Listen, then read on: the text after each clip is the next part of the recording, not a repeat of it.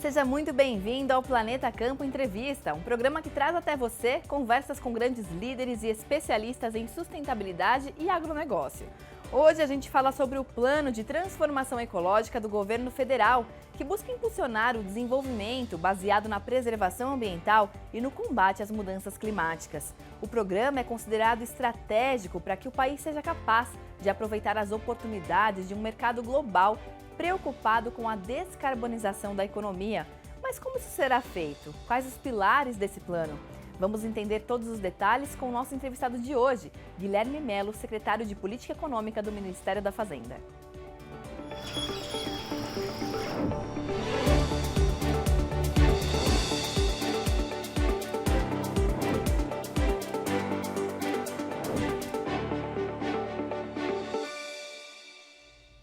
Estamos começando então mais um Planeta Campo Entrevista, hoje recebendo aqui no nosso estúdio Guilherme Melo, que é secretário de Política Econômica do Ministério da Fazenda. Secretário, seja muito bem-vindo.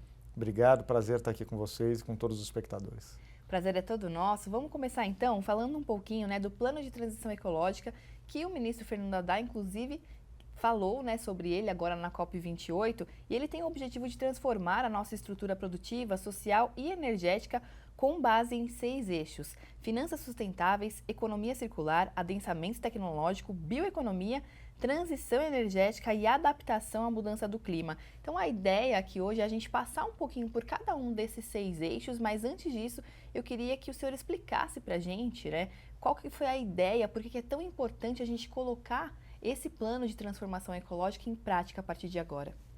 Bom, o primeiro motivo óbvio para um país ter um plano de transformação ecológica é o fato dos extremos climáticos, da mudança climática que nós estamos vendo e sentindo todos os dias aqui no Brasil. Algumas regiões com excesso de chuvas, outras com excesso de calor, e todos os riscos que isso impõe, não só à atividade da produção rural, à produção agrícola, mas também da própria resiliência das cidades, a qualidade de vida das pessoas e a preservação da biodiversidade.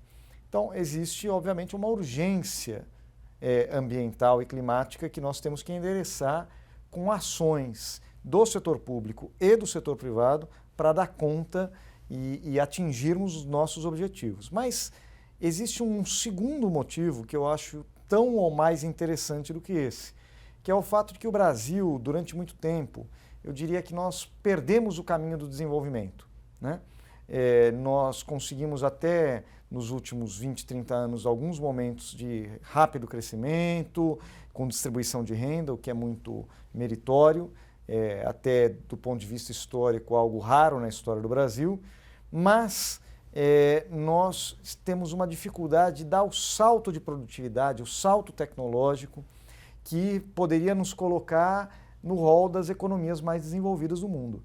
E a grande oportunidade que o Brasil tem para retomar o seu processo de desenvolvimento, inclusão social, melhoria da produtividade, inovação tecnológica e se colocar finalmente no clube das nações mais desenvolvidas, é o processo de transformação ecológica. São as oportunidades de desenvolvimento econômico e social abertas por esse momento particular da humanidade, que vai exigir um conjunto grande de investimentos no mundo inteiro, mas que o Brasil parte em vantagem, porque o Brasil já parte de uma matriz energética mais limpa, de práticas de produção, inclusive no campo, mais sustentáveis.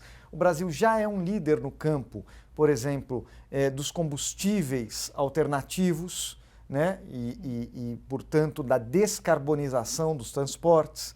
Então, nós temos uma série de vantagens competitivas que nos colocam em uma posição privilegiada para aproveitar esse momento de ebulição da pauta ambiental e de crescimento e busca por oportunidades de investimento nesse campo, que nós, se criarmos os instrumentos corretos, a regulação correta, os incentivos corretos, nós certamente vamos dar um salto muito relevante nos próximos 10, 20 anos do ponto de vista do desenvolvimento. Então, nós vamos finalmente conseguir compatibilizar desenvolvimento econômico com transformação estrutural, justiça social e sustentabilidade ambiental.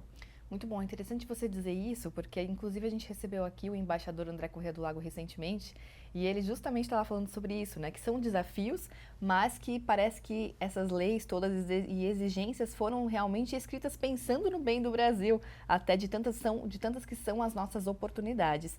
Então, eu queria começar um pouquinho agora falando sobre os eixos especificamente desse plano de transformação ecológica pelas finanças sustentáveis. Em quais frentes o Ministério está trabalhando para trazer esse conceito para a realidade? Olha, nós temos mais de 20 ações nesse eixo, mas eu vou exemplificar com alguns casos importantes. Por quê? O que é o eixo das finanças sustentáveis? Nós temos um conjunto de projetos de investimento nas mais diversas áreas, na infraestrutura, na energia, na bioeconomia, que nós vamos falar depois, mas esses investimentos exigem instrumentos adequados de financiamento. Então, não adianta eu querer fazer o investimento se eu não tenho recursos para fazer o investimento. Então, esse eixo das finanças sustentáveis é um eixo quase que transversal ao plano. É o eixo que vai viabilizar os investimentos, o crédito, os recursos para os projetos que nós queremos fazer. Aqui eu vou dar pelo menos 2 exemplos. O primeiro é o mercado de crédito de carbono regulado, que nós estamos aprovando agora uma lei sobre ele, né? Já tem avançado isso no parlamento, foi discutido no Senado, passando pela Câmara, e que ele tem um potencial de reduzir significativamente a quantidade de recursos necessários para os investimentos em descarbonização. Porque por um mecanismo de mercado, um mecanismo de criação de um mercado de carbono, nós já temos o mercado voluntário, que nós estamos criando é o mercado regulado e como eles vão conversar entre eles, e posteriormente, como esse mercado de carbono nacional vai poder se internacionalizar, e aqui o Brasil pode ser um grande produtor de créditos de carbono, porque nós temos esse potencial e, portanto, de atrair recursos para o país e viabilizar um conjunto de investimentos. E junto com ele, nós estamos propondo a adoção de uma chamada taxonomia sustentável. A taxonomia é como se fosse um dicionário que vai definir quais práticas são realmente sustentáveis e quais não são, e, portanto, quais práticas sustentáveis estão aptas a receber incentivos e serem consideradas na adoção de planos de sustentabilidade do setor público e do setor privado. E, portanto, a partir desse momento, nós também estaremos conversando com o resto do mundo, ao ter uma definição clara do que nós chamamos de sustentabilidade e, portanto, aquelas atividades consideradas sustentáveis são passíveis de receber financiamento e créditos, como no caso do mercado de crédito de carbono. Então, são 2 exemplos práticos de como instrumentos financeiros, regulações de mercado, definições de atividades podem nos ajudar a reduzir muito a necessidade de recursos para o financiamento dos nossos investimentos ao atrair capital para esse setor, o setor da sustentabilidade. Com certeza. Agora falando um pouquinho de um outro eixo, que é o adensamento tecnológico, quais que são os principais objetivos nessa pauta?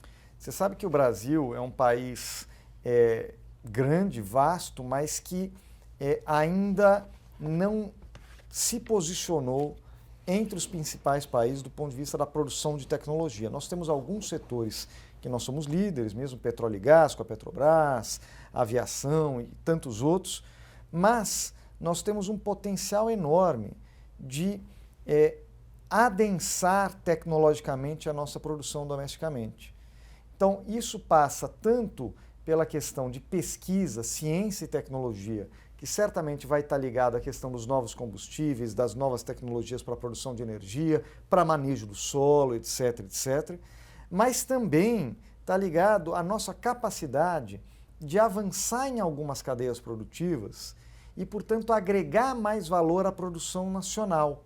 E isso pode ser feito porque nós podemos fazer essa agregação de valor com baixa emissão de carbono ou até captura de carbono em algumas atividades, dadas as nossas vantagens comparativas que eu falei lá atrás. Então, obviamente que nós temos todas as condições, a partir de um projeto de transformação ecológica, de inovar mais, produzir mais ciência e tecnologia, melhorar os nossos produtos, mas também garantir maior agregação de valor e adensamento tecnológico nos nossos produtos. Com certeza, e é uma coisa que a gente realmente precisa mesmo e investir, né? Porque daí realmente que vem toda a nossa capacidade de inovação e de a gente conseguir chegar aí nesse plano tão bacana. Agora falando um pouquinho sobre os biocombustíveis, né, que também é uma aposta importante da nossa transição energética, a gente tem a questão dos biocombustíveis, do hidrogênio verde, que inclusive foi aprovado recentemente, né, um projeto de lei sobre isso. Então eu queria que o senhor falasse um pouquinho sobre essas nossas oportunidades nessa área. Veja, no caso dos biocombustíveis, como eu disse no início, o Brasil já tem alguma expertise nisso. Nós temos, por exemplo, o biodiesel, que é utilizado aqui na matriz brasileira, misturado com diesel. Nós temos o etanol, que muitos carros, a maioria dos carros no Brasil são híbridos, etanol e gasolina, e muitos deles se movem apenas a etanol. Então, nós temos alguma expertise aqui que nós podemos ganhar força ainda mais com o combustível sustentável de aviação, os novos combustíveis na parte de navegação. E você citou aqui muito bem o hidrogênio verde, onde nós temos uma vantagem competitiva enorme, porque o hidrogênio, a produção de hidrogênio, ela exige muita energia. E, obviamente, que se eu produzo hidrogênio através de energia suja, energia a carvão, a gás, ou a óleo, esse hidrogênio tem mais dificuldade de ser considerado hidrogênio verde. A União Europeia, por exemplo, classifica hidrogênio verde aquele que é produzido com 90% de fontes renováveis. E a nossa matriz energética já tem algo próximo de 90% de fontes renováveis. Ou seja, a gente já tem uma vantagem competitiva em relação aos outros países do mundo que têm uma matriz energética muito menos limpa. Então o Brasil tem um potencial não só de desenvolver a tecnologia, mas não só para a exportação do hidrogênio verde, para a utilização nas indústrias locais e para a utilização até mesmo nos veículos. Por exemplo, nós temos uma pesquisa muito avançada onde você consegue transformar no próprio posto etanol em hidrogênio e esse hidrogênio abastecer o veículo. Ou seja, você pegar um combustível renovável, que é o etanol, um combustível totalmente limpo, que é o hidrogênio, e do carro vai sair vapor, né? Então nós temos aqui uma possibilidade de desenvolvimento tecnológico aliado à preservação ambiental, descarbonização e utilização de combustíveis renováveis, como é o caso do etanol e do hidrogênio. Com certeza. Eu vou te pedir uma licença agora, secretário, para a gente fazer um rápido intervalo, mas daqui a pouquinho nós já voltamos com esse bate-papo para a gente conhecer um pouquinho mais o plano de transição ecológica. Até já.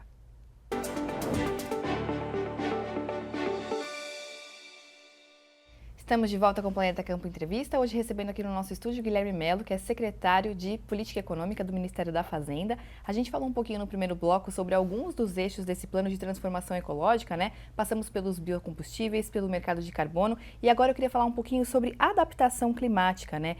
Como que a gente está com relação a isso? A gente está vendo na COP28 aí os financiamentos, né, fundos sendo anunciados para perdas e danos, justamente para essa adaptação dos países que sofrem com os efeitos das mudanças climáticas. Queria que você falasse então como é que isso tudo está conectado, como é que a gente pretende realmente se adaptar aqui no Brasil. Veja, a aceleração do processo de mudanças climáticas que nós estamos observando na prática todos os dias, vai exigir que cada vez mais nós passemos a discutir a questão da adaptação às mudanças e não apenas a mitigação das emissões de carbono. Quer dizer, a mudança climática já é uma realidade, ela já está presente hoje. E, portanto, as cidades, as sociedades têm que se preparar para ela. Isso vai exigir um conjunto de investimentos em infraestrutura urbana, infraestrutura de distribuição de água, de geração de energia, e infraestrutura, inclusive, do ponto de vista de você se adaptar aos extremos, por exemplo, a grandes chuvas ou a períodos maiores de seca. Então, tem também uma parte chamada de perdas e danos, porque é evidente que as mudanças climáticas vão gerar perdas e danos, mesmo que você possua uma estrutura adequada para lidar com as mudanças climáticas. Isso está sendo visto em várias cidades aqui no Brasil nesse momento, por exemplo, na região sul, né, e na região norte com uma grande seca, na região sul com as chuvas. Então, nós precisamos adequar a nossa estrutura de investimentos e financiamento para direcionar recursos para a adaptação. Domesticamente, isso já está sendo feito. O PAC, por exemplo, tem uma pegada ambiental hoje e de adaptação muito mais forte do que no passado, né? Vários instrumentos estão sendo criados, como eu disse, instrumentos financeiros para financiar a adaptação climática, mas eu também acho, e é fundamental, que esse debate ganhe um ambiente internacional favorável, porque a maioria dos países vai ter dificuldade de viabilizar os investimentos necessários para a adaptação. Sim. E os países mais envolvidos, certamente, que são os principais causadores das mudanças climáticas, certamente têm que colaborar, cooperar nos esforços de financiamento da adaptação climática mundo afora. Com certeza, né? Inclusive a gente viu aí esse anúncio na COP falando desses 420 milhões aí para adaptação climática. Você acha que tudo isso, né, que esses países, todos esses esforços realmente vão chegar como devem a partir de agora com esse anúncio, né? Porque a gente está esperando esses 100 bilhões por ano já há bastante tempo, né? Então como que você vê esse anúncio e você acha que agora a gente vai realmente ter um andamento dessa questão? Eu enxergo que a emergência do tema climático vai impor a todos os países um olhar de muito maior priorização desse tema. Então, até então, a mudança climática era sempre um tema da próxima geração, né? Nós temos que pensar nos nossos netos, depois nós temos que pensar nos nossos filhos, agora nós temos que pensar em nós mesmos. Uhum. Então, a realidade muitas vezes se impõe e exige uma celeridade, uma priorização que não existia há 5 anos atrás e agora já é realidade e existe. Então, eu tenho muita esperança. O Brasil tem tido um papel fundamental nisso, vai ter agora na presidência do G20, né? Tem mostrado a sua liderança nesse tema agora na COP e certamente nós teremos resultados significativos em âmbito global nesse tema que eu espero que ganhem força e velocidade nos próximos anos para permitir que nós nos adaptemos e mitiguemos as nossas emissões a tempo de, digamos assim, salvar o futuro do planeta. Com certeza. Continuando nesse tema, inclusive, dos investimentos, não é? O ministro Fernando Haddad falou agora na COP28 que o Brasil vai precisar de mais de US$ 1 trilhão para financiar esse plano de transição ecológica. Então, qual que é o plano do Ministério para a gente conseguir viabilizar esses recursos?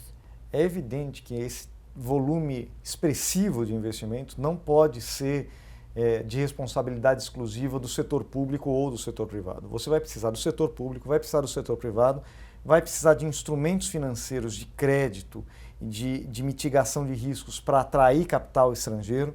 Então, nós estamos trabalhando, e essa é a parte que eu falei que é transversal do plano das finanças sustentáveis, em criar todo um conjunto de instrumentos. Vou dar um exemplo para vocês. O Brasil acabou de fazer a primeira emissão de títulos soberanos, títulos públicos soberanos, sustentáveis da sua história. O Brasil nunca tinha feito emissão de títulos sustentáveis no mercado internacional. Ele emitiu esses títulos, captou recursos e agora direcionou esses recursos para o Fundo Clima.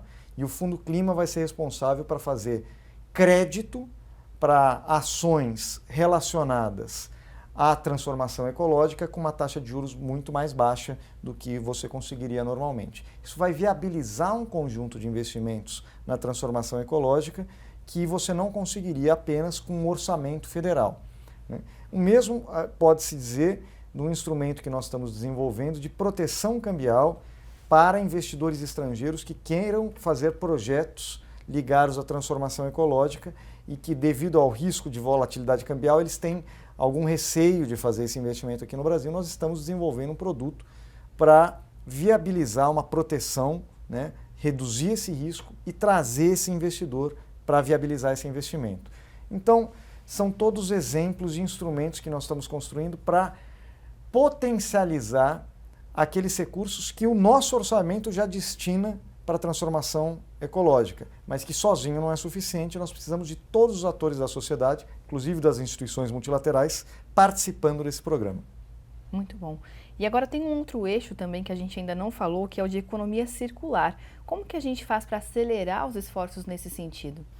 A economia circular é um tema que nós temos muita atenção, porque isso envolve desde o consumo consciente, portanto tem uma questão de mudança de hábitos, né? Padrões produtivos, que não seja da economia do descarte, e sim do reaproveitamento, mas nós temos aqui exemplos clássicos de onde nós podemos avançar muito rapidamente. Um deles, aqui no Brasil, é a questão, por exemplo, dos lixões e da reciclagem, né? Nós realmente viabilizarmos o fim dos lixões, ter aterros e uma destinação correta para os resíduos sólidos e potencializar a reciclagem no Brasil, mas também temos a questão da água, né?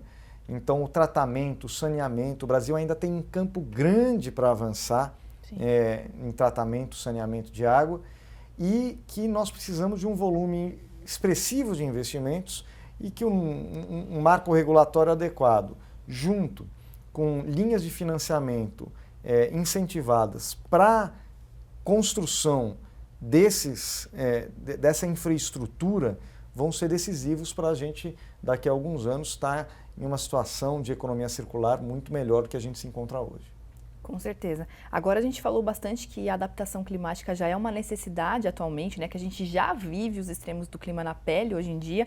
Isso vem acontecendo com os produtores rurais que tiveram aí diversas perdas. A gente até citou aqui o sul do país, né?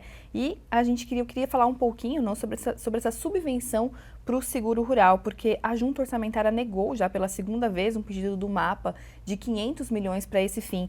Então eu queria perguntar, né, se existe alguma chance de esse recurso mais adiante, em um ano tão desafiador, ser aprovado.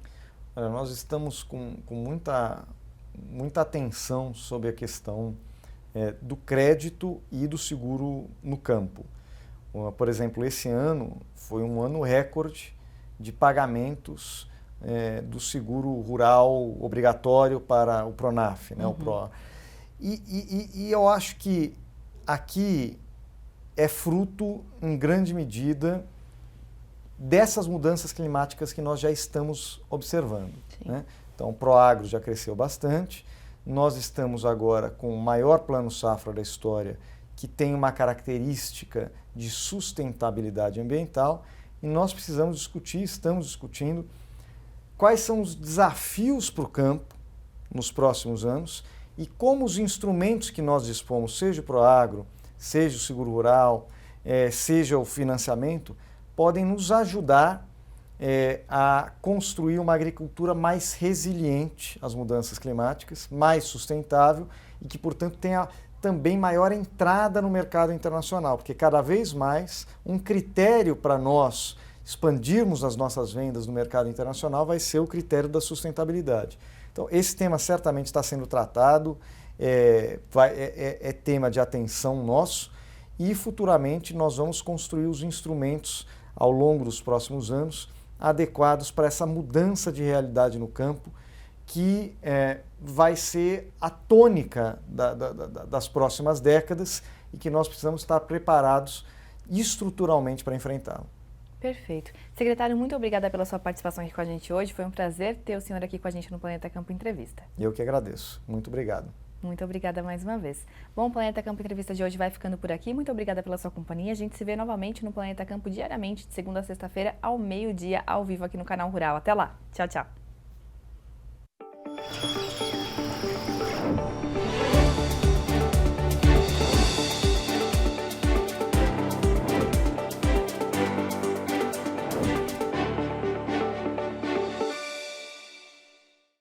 Planeta Campo, patrocínio. JBS, há 70 anos alimentando o que alimenta o mundo. UPL, reimaginando a sustentabilidade. Apoio, SLC Agrícola, produzindo com eficiência e sustentabilidade. Infinity, gestão de resíduos. Campo Forte, o nosso forte é fazer você produzir mais. Cotton Wrap, melhor solução para enfardamento de algodão, 100% brasileira. Associação Brasileira dos Criadores de Zebu, a BCZ de todos.